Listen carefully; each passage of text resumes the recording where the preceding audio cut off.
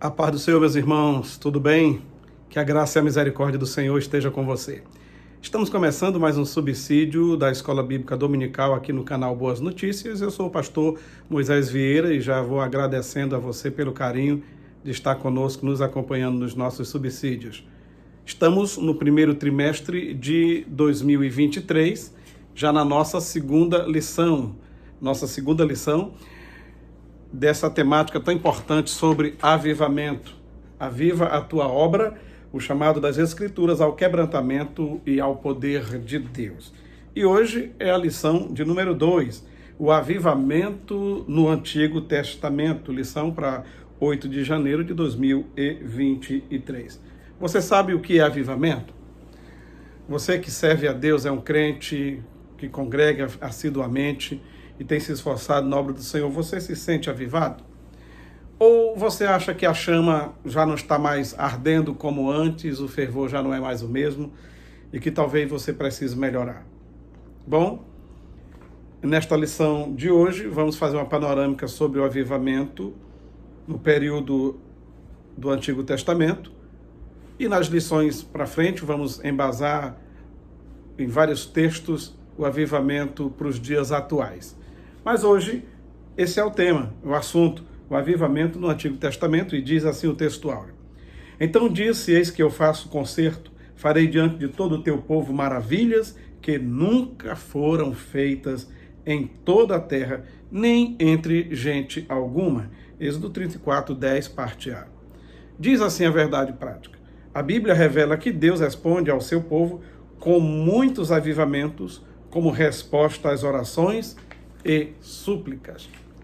A nossa leitura bíblica em classe está em 2 Crônicas 34, 29 a 33.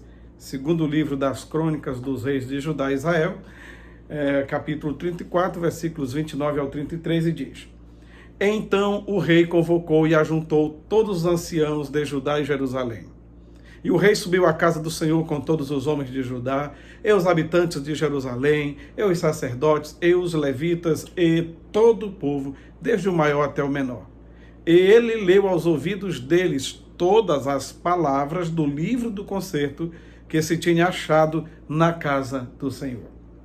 E pôs-se o rei em pé em seu lugar, e fez concerto perante o Senhor para andar após o Senhor, e para guardar os seus mandamentos e os seus testemunhos e os seus estatutos, com todo o seu coração e com toda a sua alma, cumprindo as palavras do concerto que estão escritas naquele livro.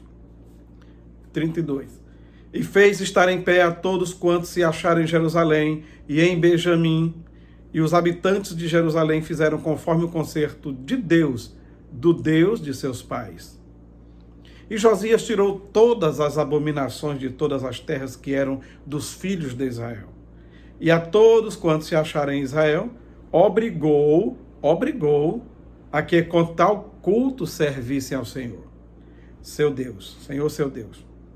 Todos os seus dias não se desviaram de após o Senhor, Deus de seus pais. Muito bem. Na lição de hoje, vamos fazer um panorama sobre os diferentes momentos de avivamento na história de Israel. Na lição anterior, a lição primeira, vimos que um dos muitos significados que podemos dar ao avivamento é o retorno às primeiras obras. Como há uma recomendação em uma das cartas do Apocalipse, lembra-te de onde caíste e volta a praticar as primeiras obras. A palavra-chave desta lição é Antigo Testamento. E aqui já cabe uma rápida orientação. Costumamos a separar a Bíblia em duas partes principais, Antigo e Novo Testamento. Outrora chamávamos Velho Testamento e Novo Testamento. Chegou-se a uma conclusão que não é correto usar Velho Testamento para o texto dos 39 livros que vai de Gênesis até Malaquias, certo? E sim, Antigo. Então, você professor e você também aluno da escola dominical, já vá corrigindo isso aí, e toda vez que você for fazer menção às partes da Bíblia, Antigo e Novo Testamento. Tá? Suprima aí a expressão Velho Testamento. Antigo não quer dizer que está velho, apenas que tem muito tempo de existência. Bom, então vamos em frente. Palavra-chave, repetindo, Antigo Testamento.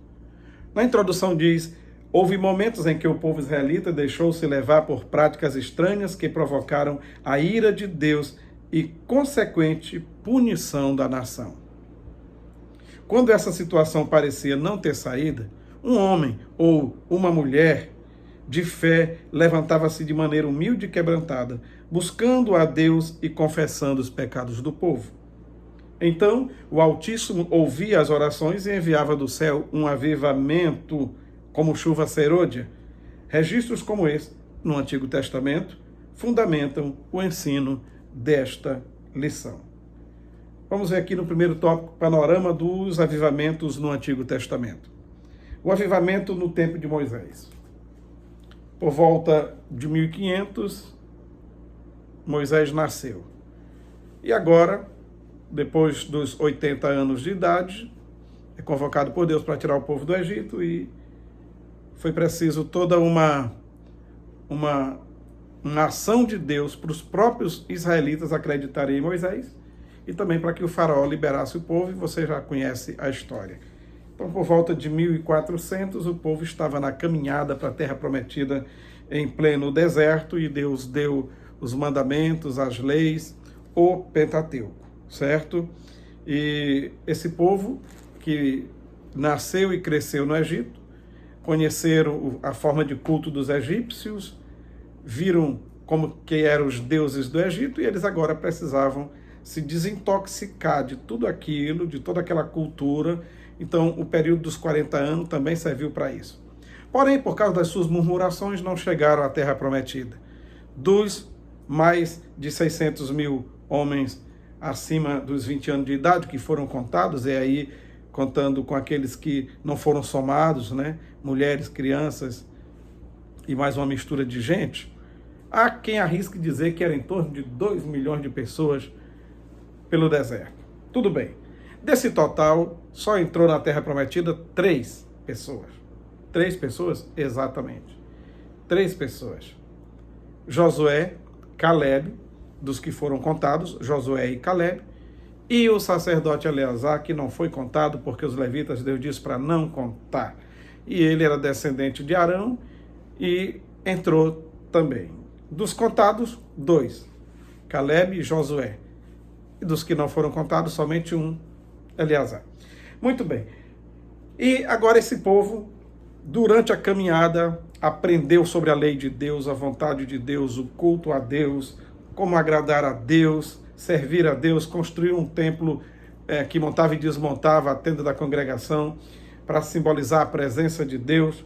E esse povo que foi nascendo no período do deserto não conviveu com toda aquela idolatria do Egito. Quando chegaram na Terra Prometida, entrou um povo jovem, um povo novo, que não conheceu outra coisa senão a viver milagres todos os dias durante a sua vida pelo deserto, certo? Então, podemos dizer que na Terra Prometida entrou uma nação avivada.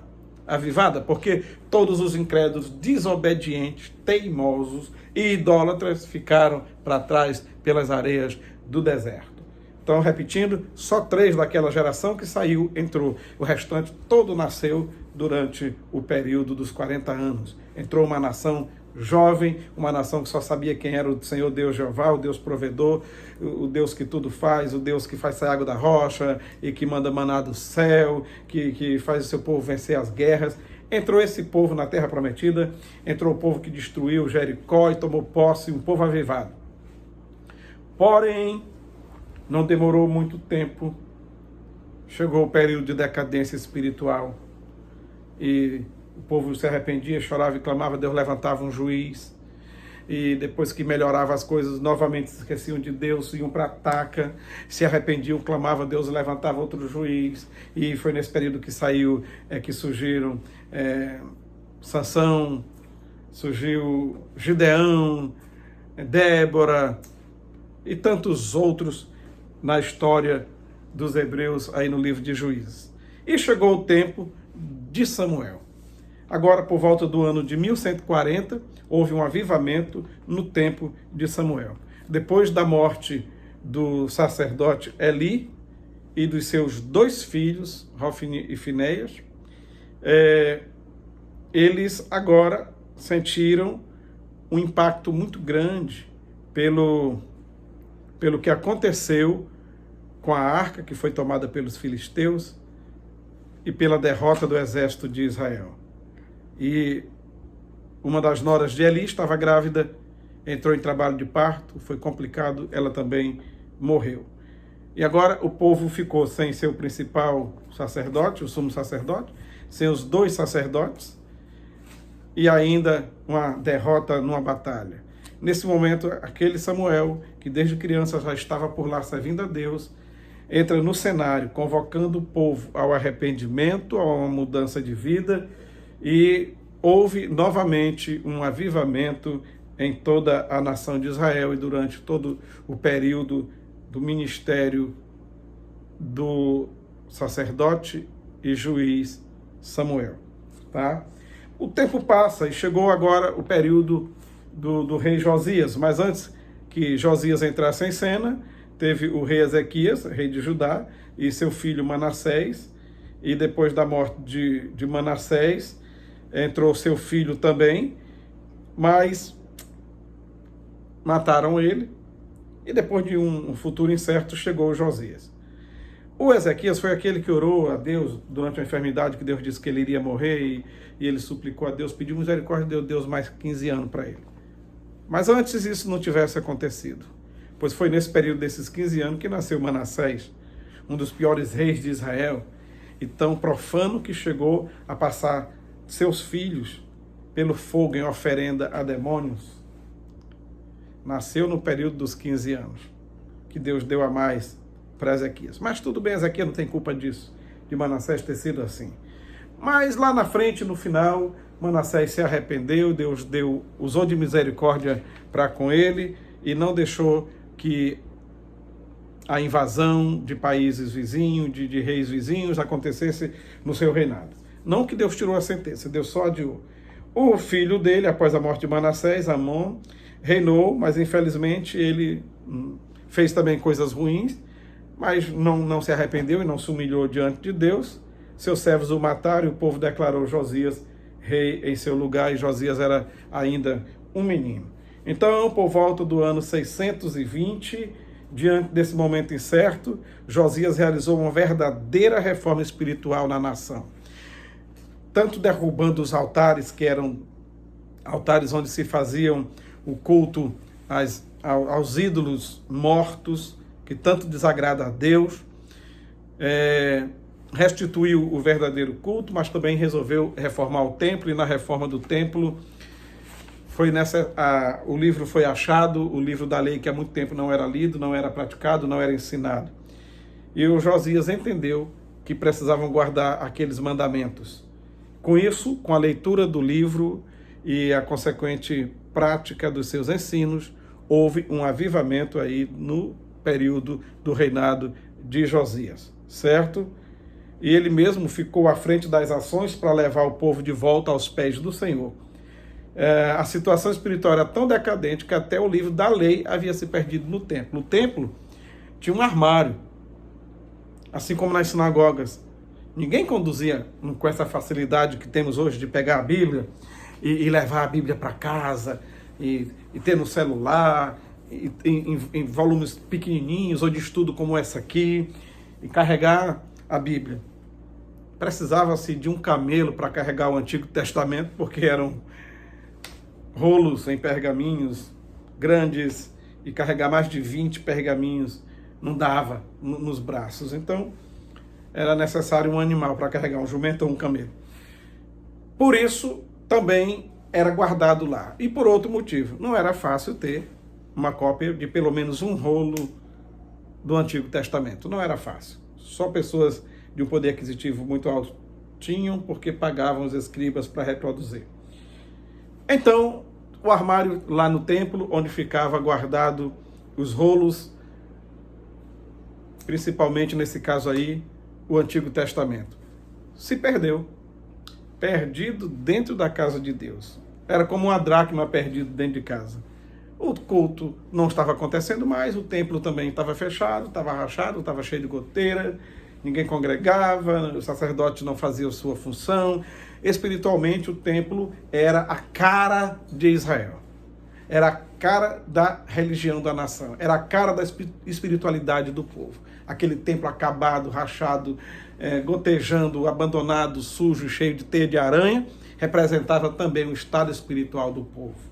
Quando você vê, ainda hoje, você passa um lugar e vê um templo onde o povo se congrega, o templo está feio, está estragado, está corroído, tudo. Tem alguma coisa errada com a liderança ou com o povo que congrega ali, porque não é correto isso.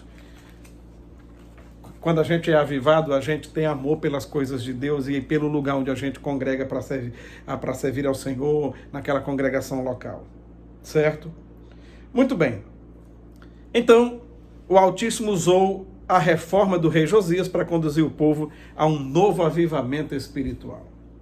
No nosso segundo tópico, fala sobre a confissão de pecados e o retorno à palavra de Deus. E vemos aqui o chamado de Neemias, que se encontrava como copeiro, tá? Como copeiro do rei Artaxerxes. Copeiro é aquele rapaz que chegava e preparava o suco na frente do rei, amassava as uvas ali na frente, coava, se fosse de outra fruta, mas preparava na frente. Naquele tempo havia-se toda uma preocupação com envenenamento, muitos reis, muitas autoridades foram mortas por comida envenenada. Então tinha aquele que preparava na frente do rei, ele vendo, ele aciar as mãos, limpar a fruta, espremer, coar e entregar na sua mão, certo? E é como havia também os provadores que provavam o alimento antes do rei comer.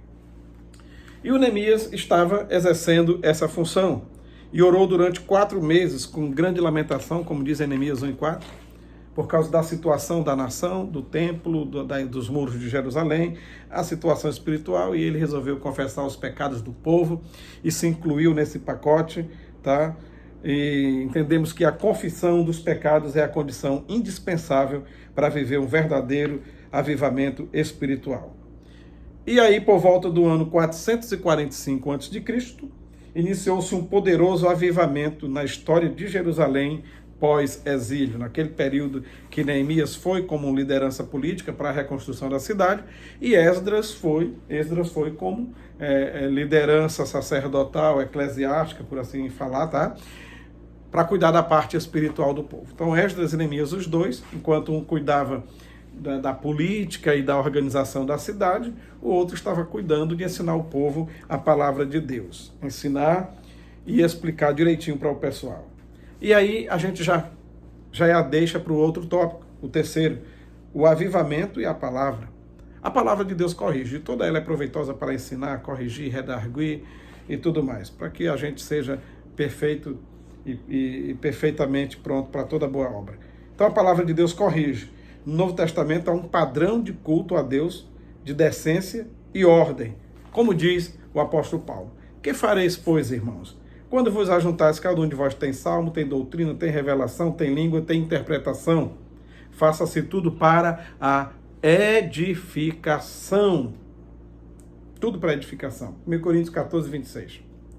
Veja que o que marca essa orientação apostólica não é o exibicionismo espiritual ou mero emocionalismo, nem expressões irreverentes no culto. Aqui há orientação para um culto avivado de acordo com a palavra de Deus, não com encenações mirabolantes, com palavreados de difícil compreensão, entonações de vozes para causar, de certa forma, uma expectativa. Não com invencionices e modismos, como transferência de unção, bater com a toalhinha na cabeça do povo, e botar água na boca e jogar no povo como faz os macumbeiros. Não, isso não. Isso não tem nada a ver com avivamento, não tem nada a ver com orientação divina, é coisa própria da pessoa que faz, e no fim quer que Deus se responsabilize por aquilo que ele está inventando. O verdadeiro avivamento ainda é aquele que vem pela palavra de Deus, pelo ensino da palavra de Deus, de forma metódica, de forma, digamos, orientada pelo Espírito Santo de Deus, com estudo, com esmero. Tá? Então aqui há uma orientação para um culto avivado de acordo com a palavra de Deus. Todavia, precisamos ter cuidado com o formalismo. A gente não pode ter a tendência de ir nem para um extremo e nem para outro. Nem para o exagero e coisas mirabolantes, que fogem ao padrão do que a Bíblia ensina, mas também não ir para o outro extremo do formalismo, que tem que ser assim e tal, aquela coisa polida demais, certinha demais, e que parece que o Espírito Santo só age se for daquela forma. Também não é assim. O formalismo faz com que a frieza chegue e tome lugar na vida das pessoas e de uma congregação local. E por falar em congregação local, às vezes alguém ora assim: meu Deus, aviva a tua igreja, aviva a tua igreja. Está errada essa oração. A igreja é avivada. A igreja está pronta para subir no arrebatamento. Quem tem o nome escrito no livro da vida, aceitou a Cristo como seu Senhor e Salvador, faz parte do corpo místico de Cristo, faz parte da igreja e é avivado. Agora, existem muitas pessoas nas igrejas locais, nas cidades, nas congregações, nos bairros, que não estão avivadas. Aí é diferente. Se a gente orar pedindo para Deus avivar a igreja, isso não está errado, porque a igreja é avivada. E ela está pronta para subir se o arrebatamento for agora. Agora, nas igrejas locais, aí o cenário muda. Às vezes uma igreja local inteira está precisando de avivamento. Às vezes não se acha um, a começar da liderança. Certo? Por isso, quando você for orar para Deus avivar a igreja, diga qual a igreja. Senhor, aviva a igreja da minha cidade. Aviva a igreja que eu congrego lá no bairro fulano de tal. Meu Deus, aviva aquela congregação. Tem misericórdia daqueles obreiros. Então especifique. Não fale só aviva a igreja, não. Porque a igreja com I maiúsculo, a igreja conhecida como invisível, a igreja do arrebatamento, formada por pessoas de várias nações, essa está avivada e nunca deixou de ser avivada. Bom, o formalismo assume uma característica negativa quando o cuidado e o zelo pelo que é formal sobrepõem a necessidade da igreja. Tudo é feito de acordo com a palavra de Deus para a edificação dos santos, onde o Espírito Santo tem liberdade para agir. Se o Espírito Santo tiver liberdade para agir... como assim o Espírito Santo tiver liberdade? Porque o Espírito Santo não é invasor. Ele habita em quem tem uma vida pura, santa, limpa. Ele não habita no meio do lixo, da impureza, da pecaminosidade. Então, a palavra de Deus nos limpa. Nós somos lavados pela lavagem da água pela palavra. Mas não só pela palavra lida ou ouvida em algum lugar, mas sim pela palavra praticada. Devemos praticar os ensinos, a doutrina da palavra de Deus. E a pessoa avivada é avivada o tempo todo. Não estou dizendo que é passar no meio da rua feito doido falando língua estranha, não é isso. Mas ele é o mesmo crente avivado, estando no culto, ou estando em casa, ou estando na faculdade, estando na rua, dentro do ônibus, onde estiver. O avivamento não quer dizer dar o glória a Deus mais alto, gritar o aleluia mais alto no culto e saltar a ponta da cabeça, bater no teto do templo. Não é isso. Isso são expressões, tá, de sentimentos e emoções. O crente avivado, ele é avivado no culto. E o nome dele é limpo lá no comércio. A palavra dele vale. Ele é aquele crente cheio do amor de Deus no meio da multidão, lá na igreja, mas ele é o mesmo marido amoroso dentro de casa, o mesmo filho respeitador, a mesma esposa carinhosa. Não é só a mulher de oração, de joelho pelado e escuro de tanto estar de joelho e depois a língua solta brigando com os vizinhos. Não é isso, não. O avivamento é mostrado pela mudança de caráter das pessoas. Pessoas avivadas não fazem vergonha ao Evangelho e não envergonham a igreja do Senhor. Então, sejamos verdadeiramente avivados. Israel passou seus momentos de altos e baixos. Avivamento, frieza, avivamento, frieza, avivamento, frieza. Mas do dia de Pentecostes para cá, o derramamento do Espírito Santo na igreja é contínuo e a igreja, repito, ela é avivada. Congregações locais, nem sempre. Peçamos a misericórdia de Deus para que a gente jamais perca o fervor espiritual. Amém? uma boa aula, uma boa escola bíblica dominical. Agradeço a você pelo carinho de ter assistido até aqui. Curta o vídeo, compartilhe, faça seu comentário, a sua crítica. Estamos prontos para procurar atender e melhorar. Um abraço para todos, até o próximo vídeo, se Deus permitir. Fique com Deus.